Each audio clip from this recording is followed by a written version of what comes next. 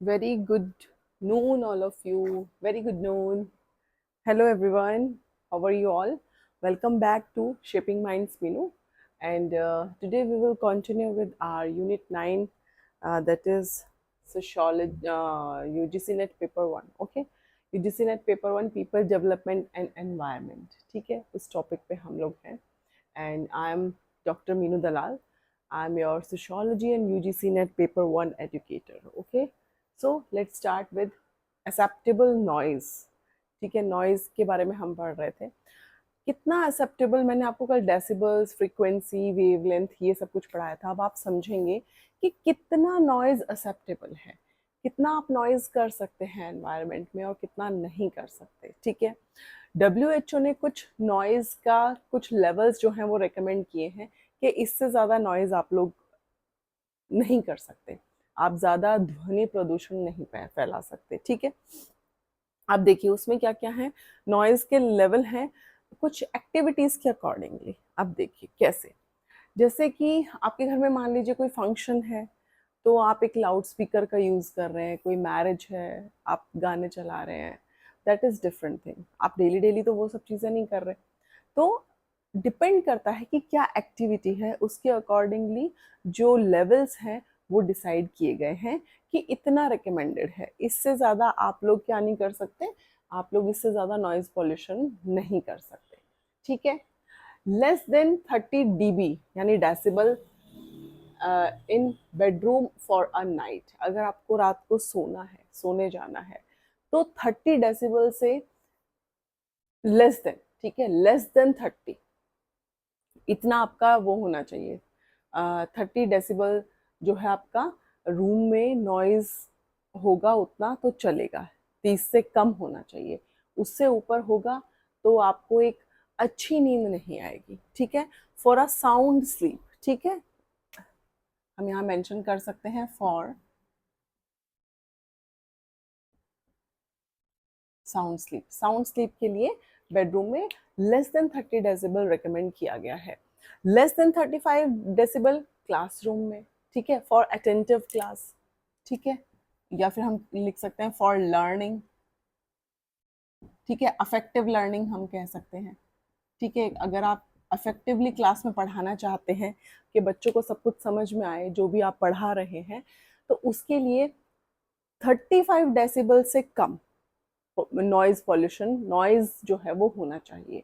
अगर इससे ज़्यादा नॉइज क्लासरूम में होगा तो एक कंसंट्रेशन जो है वो नहीं बन पाएगा क्लासरूम में, एंड बच्चों का जो ध्यान है वो डिस्ट्रैक्ट होगा.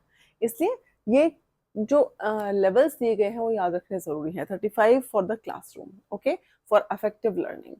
लेस देन 40 डेसिबल नाइट में. अगर आप रात को देखेंगे, बहुत ही शांत होती हैं रातें, है ना. कभी बाहर निकलिए रात को तो आप फील करेंगे कि ना कोई ज़्यादा व्हीकल की आवाज़ आ रही है, ना जो पक्षी होते हैं वो सो चुके होते हैं, ना कोई जानवर है, सब शांत है, लोग सो चुके हैं, है ना.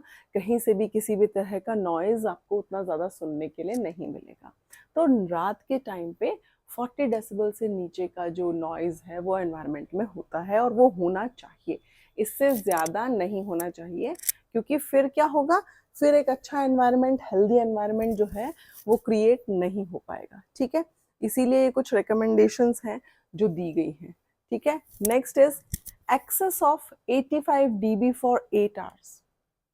अगर 85 dB डेसिबल से ज़्यादा का नॉइज़, ज़्यादा, आप मान लीजिए कि 8 घंटे तक आप उस तरह के एनवायरनमेंट में रहते हैं जहाँ पे 85 डेसिबल तक से ऊपर तक का नॉइज़ है, तो वो आपके एयर्स को हार्म पहुंचा सकता है. आपके एयर्स जो हैं वो डैमेज हो सकते हैं. ठीक है, तो 85 dB 8 आवर्स तक अगर आप उसी एनवायरनमेंट में रहते हैं जहाँ इतना ज़्यादा शोरगुल है, तो that is harmful. And excess of 100 decibel for 15 minutes. अगर 15 मिनट्स के लिए आप 100 dB डेसिबल से ज़्यादा नॉइज़ वाले एनवायरनमेंट में रहते हैं, तो आप 15 मिनट्स में आपके कान खराब हो सकते हैं.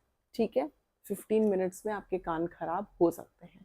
अब आगे देखिए, ये कुछ टर्म्स मैंने यहाँ लिखी हैं, जैसे tinnitus. What is tinnitus? Tinnitus है जैसे कई बार होता है ना, आप कहीं गए हैं, मान लीजिए शादी में डीजे बज रहा है, ठीक है, आप वहाँ से क्रॉस हो रहे हैं, वो लाउड म्यूजिक जो होगा, बहुत ज़्यादा लाउड म्यूजिक, फिर जब आप उससे दूर कहीं निकल जाएंगे तो आपको स्टिल कान में ऐसे फील होता है, टिंग, लाइक दिस, ऐसा लगता है घंटी कंटिन्यू बज रही है कान में। इवन अगर आपको कोई एक जोरदार थप्पड़ मार दे, जो मैंने, जैसे मैंने खा रखा है, ठीक है, इसलिए मैं अपना एक्सपीरियंस आप लोगों से शेयर कर सकती हूँ। जब मेरे मेरे भैया की और मेरी लड़ाई हुई थी, तो मुझे आज भी वो बहुत अच्छे से याद है वो इंसिडेंट, कि उन्होंने मुझे कस के थप्पड़ मारा था और वो थप्पड़ सीधे जाके ऐसे मेरे कान पे लगा था, लाइक दिस, बहुत जोर से। और बहुत देर तक मुझे यही साउंड आ रहा था, टिंग। तो उस दिन के बाद मैंने सोच लिया, झगड़ा नहीं, दूर से ओरली झगड़ा करो, हाथ पैर नहीं चलाने। ठीक है, तो बहन भाई लड़ते रहते हैं, ये एक इंसिडेंट था जो मैंने आप लोगों से शेयर किया। तो टिनिटस वही होता है, ठीक है, जब आपको बहुत ज़्यादा नॉइज़ में आप रहें और फिर घंटी जैसी आवाज़ आए कानों में। हाइपरटेंशन हो सकता है आपको नॉइज़ पॉल्यूशन से। क्यों हाइपरटेंशन हो सकता है? क्योंकि आपको साउंड स्लीप नहीं ले पाएंगे। अगर आप साउंड स्लीप नहीं ले पाएंगे तो जाहिर सी बात है कुछ ना कुछ हेल्थ इश्यूज आएंगे, जिसमें hypertension is one of them. Okay, then stress, stress हो सकता है, वही है ना, नींद नहीं आएगी, हाइपरटेंशन होगा तो स्ट्रेस ही होगा। अच्छे से नींद नहीं आई तो स्ट्रेस होगा आपको कि मैं सो नहीं पाए, मैं कुछ कर नहीं पा रहा हूँ, मैं उतना एक्टिव नहीं हूँ। क्योंकि आप कभी भी नोटिस कीजिए, अगर आप थके हुए हैं, अगर आप 40 मिनट्स का या हाफ आवर का नैप ले लेते हैं ना, एक अच्छी साउंड स्लीप आप ले लेते हैं, तो आप बहुत रिफ्रेशिंग फील करते हैं, है ना, फ्रेश फील करते हैं। लेकिन अगर वो चीज़ नहीं होती है, देन आप कैसे उठोगे? आप उठोगे स्ट्रेस में, ठीक है। Then next one is cardiovascular problems हो सकती हैं। What is cardiovascular? Cardiovascular means heart से related, heart diseases, heart problem हो सकती हैं, आपकी हार्ट बीट फास्ट हो सकती है, ठीक है। ये मैंने ये जो कार्डियोवेस्कुलर प्रॉब्लम है ना, ये मैंने फेस किया है। अभी कुछ ही दिन पहले मैं जहाँ रहती हूँ वहाँ पर गली में क्या था, जागरण था, ठीक है। एंड उन लोगों की गलती सिर्फ इतनी सी थी कि उन्होंने वो जो लाउड स्पीकर्स रखे हुए थे, एक ही रूम में 4 लाउड स्पीकर, ठीक है। रूम इन द सेंस थोड़ा हॉल था, बट इतना बड़ा हॉल भी नहीं था, और वो हॉल पूरा बंद था, कंप्लीटली बंद, बस उसमें एक डोर था आने जाने के लिए। और वो लाउड स्पीकर इतनी ज़्यादा वॉल्यूम थी उनकी कि मुझे ऐसे फील हो रहा था कि मुझे थोड़ी सी घबराहट हो रही है ये इतनी नॉइज़ में बैठने से। आप बिलीव नहीं करोगे, मैंने 15 मिनट्स तो बेयर किया किसी तरह कि अच्छा नहीं लगता है, पड़ोस का मामला है, सोचेंगे कि इसको कुछ ज़्यादा ही प्रॉब्लम हो रही है, हम लोग भगवान के भजन गा रहे हैं उससे। तो वो बहुत ज़्यादा था एक्चुअली। तो मैंने लिटरली उनसे कॉटन मांगा एंड मैंने अपने कानों में दोनों में डाला, एंड उसके बाद भी मैंने अपने कान जोर से अपने फिंगर से ऐसे बंद किए, तब जाके मैं कुछ देर वहां बैठ पाई, एंड फाइनली मैं फिर वहां से उठकर आ गई। तो कार्डियोवेस्कुलर प्रॉब्लम्स हो सकती हैं, यानी आपकी दिल की धड़कन बढ़ जाएगी, आपको ऐसे घबराहट सी होने लगेगी। देन रिप्रोडक्शन प्रॉब्लम्स भी हो सकती हैं। रिप्रोडक्शन प्रॉब्लम बिल्कुल सीधी सी बात है ना, देखिए आप नींद नहीं ले पा रहे हैं, आप हाइपरटेंशन में, आप स्ट्रेस में हैं, तो आपका रिप्रोडक्टिव जो सिस्टम है वो तो ऑब्वियस है कि कहीं ना कहीं डिस्टर्ब होगा। देन हेयरिंग लॉस हो सकता है, ये तो हम सभी को पता है कि नॉइज पॉल्यूशन से क्या होता है, हेयरिंग लॉस होता है, हम सुन नहीं सकते, हमारी सुनने की जो क्षमता है, श्रवण शक्ति, वो कम हो जाती है, ठीक है, और वो खत्म भी हो जाती है बहुत बार। NIHL, NIHL का फुल फॉर्म देखिए, noise induced hearing loss, noise induced hearing loss. ये सबसे ज़्यादा ये वाले जो केसेस होते हैं ना, ये आप देखेंगे यूएसए में। क्यों? क्योंकि यूएसए में आप देखते हैं छोटे छोटे बच्चे भी, इवन स्कूल गोइंग किड्स जो हैं, वो भी हेडफोन्स रखते हैं। हर वक्त वो हेडफोन्स रखेंगे, साइकिलिंग कर रहे हैं तब हेडफोन्स हैं, स्कूल जा रहे हैं तब हेडफोन्स हैं, वॉक के लिए जा रहे हैं तब हेडफोन्स हैं। तो वहाँ पे ये कल्चर है कि बहुत ज़्यादा हेडफोन का यूज़ किया जाता है, and maximum number of cases वहीं पर देखे गए हैं हेयरिंग लॉस के, लाइक दिस, ठीक है। नाउ सॉइल, अब हम आ जाते हैं सॉइल पे। अब ये बहुत ही फनी सा एक टॉपिक बीच में ऐड ऑन हो गया है। क्यों? क्योंकि सॉइल से एग्जाम में क्वेश्चन आया था, हम लोग पढ़ रहे थे पॉल्यूशन, अब हम पहुंच गए हैं सॉइल पे। तो देखिए हमें नहीं पता कि जो एनटी है वो किस तरह का पेपर सेट करते हैं, अब तो खैर उनके अंडर में है ही नहीं। तो बात ये है कि कहीं से भी क्वेश्चन आ सकता है। तो हम किसी भी टॉपिक को छोड़ नहीं सकते। सॉइल से रिलेटेड एग्जाम में ये वाला क्वेश्चन आया था कि सॉइल में जो पार्टिकल्स होते हैं उनको आप सीक्वेंस में लगाइए, सबसे बारीक, फिर उससे थोड़ा सा थिकनेस, फिर उससे ऐसे करके सीक्वेंस लगाना था। यानी सबसे मिनिमम बिल्कुल बारीक कौन सा है उस बेसिस पे, ठीक है, फिर आगे बढ़ता। तो सॉइल पार्टिकल साइज सीक्वेंस है, आप लोग याद रखना। क्ले आएगा फर्स्ट पे, देन आपका स्लिट आएगा, देन आपकी सैंड आएगी, एंड आएगा, देन उसके बाद आएगा ग्रेवल, ठीक है। ये जो सीक्वेंस है, आई एम सो सॉरी, ये याद रखना बहुत जरूरी है, ठीक है। Next, soil it is the topmost layer of the earth crust. Earth की जो क्रस्ट है, अर्थ जो हमारी जो धरती है, उसका जो टॉप मोस्ट लेयर है वही है सॉइल, वही है मिट्टी, ठीक है। It is a mixture of rock, debris and organic material which is developed on the earth's surface by the various activities. अभी ये क्या होता है, सॉइल बनती कैसे है? सॉइल जो है वो बहुत सारे पत्थर जब टूटते हैं और कुछ एक्टिविटीज क्रिएट होती हैं, जैसे अर्थक्वेक वगैरह आ जाते हैं या अदर कोई ऐसी चीजें हो जाती हैं, जब वो बड़े बड़ी चट्टानें जब टूटती हैं, क्रश हो जाती हैं, तब जाके सॉइल तैयार होती है। एंड सॉइल ऐसा नहीं है कि 10 दिन में तैयार हो जाएगी, नहीं, 100 ईयर्स लगते हैं सॉइल का लेयर बनने में, ठीक है। 100 ईयर्स लगते हैं कम से कम मिट्टी की परत बनने में, ओके, लेयर बनने में। देन उसके बाद है soil act as a filter to clean the water. अभी हम लोगों ने लास्ट ही अपना एक लेक्चर में पढ़ा था कि अंडरग्राउंड वाटर के बारे में हम लोगों ने पढ़ा था कि अंडरग्राउंड वाटर जो होता है, जो निकलता है जमीन से, वो बहुत ही प्योरेस्ट फॉर्म में होता है, बहुत ही प्योर होता है, वो पानी बहुत अच्छा होता है पीने के लिए। अब आप सोचिए कि जमीन के नीचे पानी निकल रहा है, नीचे से पानी निकल रहा है और वो क्लीन है, ठीक है। कैसे? क्योंकि जो मिट्टी है वो कहीं ना कहीं, जैसे आपके घर में आरओ लगा हुआ है वाटर क्लीनिंग के लिए, बिल्कुल उसी तरह से जो मिट्टी है वो भी क्लीनिंग का काम करती है, पानी को क्लीन करने का। बारिश जब होती है, धरती उस वाटर को एब्जॉर्ब कर लेती है, उस वाटर को, जो उसके हार्मफुल चीजें होती हैं उसमें मिक्स्ड होती हैं, केमिकल्स होते हैं, जो भी चीजें होती हैं वो वहीं ऊपर रह जाती हैं, एंड जो क्लीन वाटर है वो धीरे धीरे छन छन के नीचे ग्राउंड लेवल तक पहुंच जाता है। तो इसलिए याद रखना है कि सॉइल एक्ट एज फिल्टर, ठीक है। नेक्स्ट, सॉइल फॉर्मेशन की अगर हम बात करें तो ये सॉइल फॉर्मेशन होता कैसे है, इसको आप सिंपली क्लॉर्ट से याद रखिए, क्लॉर्ट, क्लॉर्ट, ओके, CLORPT, ठीक है। Then C, C stands for, अगर हम यहाँ पे मेंशन कर देती हूँ, नहीं तो आप लोगों को फिर समझ में नहीं आएगा। C stands for climate, and O stands for organisms. Then R stands for leaf. Then P stands for parent material, okay, and T stands for time. अब देखिए सॉइल का फॉर्मेशन को हम समझते हैं कि है क्या, ये क्लॉट से इसे याद रखिएगा। क्लाइमेट सबसे पहले देखा जाता है। आप लोग जरूर जब कभी कहीं किसी अदर सिटी में गए होंगे तो आप लोगों ने नोटिस किया होगा कि हर एक जगह की मिट्टी आप लोगों को अलग अलग देखने के लिए मिलेगी। उसका रीजन है क्लाइमेट, कि वहाँ का क्लाइमेट कैसा है, ठीक है। आप केरला की साइड जाइए, आपको हर वक्त मिट्टी ना आर्द्र, मतलब गीली गीली सी, ठीक है, वैसे ही मिलेगी। जहाँ पे बारिश ज्यादा होती है वहाँ की मिट्टी आप देखिए डार्क कलर में होगी और गीली सी होगी हर वक्त, है ना, क्योंकि वहाँ बारिश ज्यादा होती है, वहाँ मॉइस्चर बहुत ज्यादा है, ठीक है।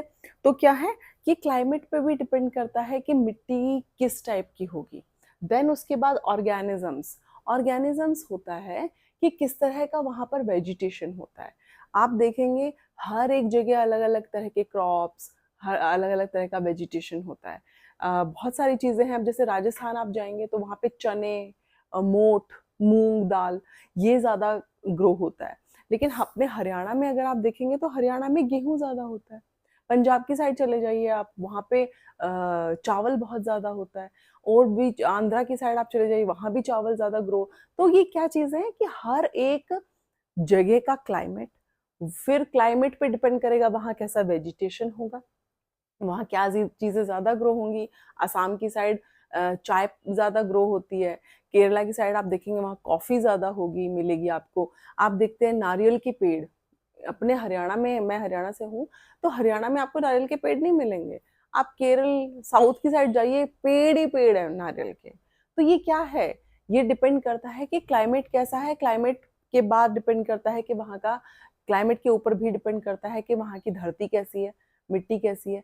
मिट्टी जैसी होगी वैसी वहाँ पे क्रॉप्स एंड वेजिटेशन होगा, ठीक है। देन आर, आर क्या है, रिलीफ। रिलीफ क्या है कि मिट्टी जो है वो किस जगह पे है, क्या वो प्लेन एरिया में है, क्या वो पहाड़ों में है, ठीक है, या फिर वो वैली में है। वो भी डिपेंड करता है कि प्लेन एरिया की मिट्टी कैसी होगी। अब हमारे साइड की मिट्टी आप देखते हैं, मैंने जो चीज़ें ऑब्जर्व की कि बड़ी सूखी मिट्टी होती है, ठीक है, बहुत ज़्यादा गीली मिट्टी नहीं होगी, हार्ड होती है, सूखी मिट्टी होगी। आप पहाड़ों पे देखेंगे वहाँ अलग टाइप का मिलेगा आपको, आप वैली में देखेंगे उसका मिट्टी का टेक्सचर और चीज़ें अलग होंगी। आप देखते हैं कि बहुत जगह काली मिट्टी होती है, ठीक है, बहुत जगह लाल मिट्टी होती है। लाल मिट्टी उन जगह पे आपको देखने के लिए मिलेगी जहां आपको नियर बाय ज्वालामुखी मिलेंगे, क्योंकि लावा के फटने के बाद उसके उस वो पूरा जब डिकम्पोज हुआ, सारी चीजें मिट्टी में घुल मिल गई, तब जाके लाल मिट्टी जो है वो तैयार होती है, ठीक है। तो ये कुछ रीजंस हैं, ये फॉर्मेशंस हैं कि हर जगह की मिट्टी अलग अलग क्यों है। ओके, देन हम आते हैं, रिलीफ हो गया। पी यानी पेरेंट मटेरियल। पेरेंट मटेरियल अगर अगेन वही है कि कैसा आपको एनवायरनमेंट कंप्लीटली मिलता है एक मिट्टी के लिए, ठीक है, एक मिट्टी बनने के लिए किस तरह का एनवायरनमेंट मिलता है, उसमें वो सारी चीजें इंक्लूडेड हो जाती हैं। देन टाइम, टाइम की अगर हम बात करें तो मिट्टी एक दो दिन कुछ सालों में तैयार नहीं होती, बल्कि सालों साल लग जाते हैं मिट्टी की लेयर को तैयार होने में, बनने में। क्यों? क्योंकि बहुत सारे डेड एनिमल्स, प्लांट्स, ह्यूमंस भी, जैसे जो लोग दफनाते हैं ना, और जानवरों को दफनाते हैं, प्लांट्स जो हैं, जो पत्ते गिरते हैं, पेड़ पौधे होते हैं, वो वहीं पर डीकम्पोज हो जाते हैं, ठीक है। जब ये डीकम्पोज हो जाएंगे कंप्लीटली, अब एक दो दिन में तो डीकम्पोज नहीं होने वाले, ठीक है, तो जब कंप्लीटली वो सारी चीजें डीकम्पोज हो जाती हैं, तब उनमें एक रिएक्शन के थ्रू क्या होता है, हमारी जो मिट्टी है वो रेडी होती है, ठीक है। तो ये सारी चीजें थी सॉइल के बारे में एंड नॉइज पॉल्यूशन के बारे में हमने पढ़ा, क्या डेसिबल होता है, क्या WHO का रिकमेंडेशन है। तो ये चीज़ें ज़रूर याद रखिए and I hope next lecture में मैं न्यू यूनिट के साथ स्टार्ट करूं, ठीक है। अगर आप लोग चाहते हैं, मुझे प्लीज़ कमेंट सेक्शन में, मैं आप लोगों से रिक्वेस्ट कर रही हूँ कि कमेंट सेक्शन में मुझे ज़रूर बताएं कौन सी न्यू यूनिट से, UGC नेट पेपर 1 की कौन सी न्यू यूनिट से स्टार्ट करें, ठीक है। मैथमेटिक्स को छोड़ के, आई एम सो सॉरी, मैं बहुत क्लियर हूँ, I am very clear in my head कि मेरे को मैथमेटिक्स नहीं आता है, वो मैं नहीं पढ़ा पाऊंगी। आप लोग उससे अलग जो यूनिट्स हैं वो आप मुझे बताइए, फिर उस यूनिट से स्टार्ट करेंगे। रिसर्च मेथोडोलॉजी है, कम्युनिकेशन है, फिर आपका ICT है, आपका टीचिंग एप्टीट्यूड मैंने करा रखा है, फिर पीपल डेवलपमेंट पे हम ऑलरेडी हैं, ठीक है, हायर एजुकेशन मैं करा चुकी हूँ। तो आप लोग खुद अपने दिमाग से सोचिए कि अब हमें कौन सी यूनिट स्टार्ट करनी चाहिए, फिर मैं उसी यूनिट से मैक्सिमम नंबर ऑफ स्टूडेंट्स के जो मैसेजेस आएंगे कि मैम इस यूनिट से स्टार्ट कीजिए, तो हम उस यूनिट से स्टार्ट करेंगे, except mathematics, except mathematical reasoning also. Okay, तो माय डियर स्टूडेंट्स, ये था हमारा आज का लेक्चर। मिलते हैं नेक्स्ट वीडियो में आप लोगों के दिए हुए न्यू यूनिट के साथ। Thank you, bye.